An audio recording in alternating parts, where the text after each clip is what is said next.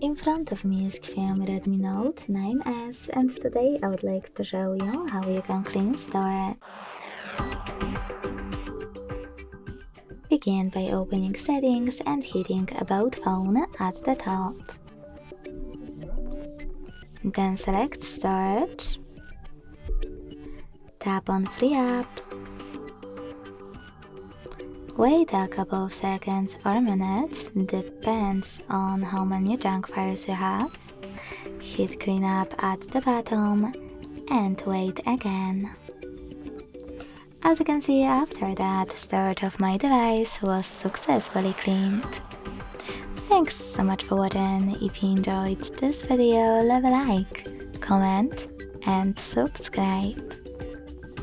Bye!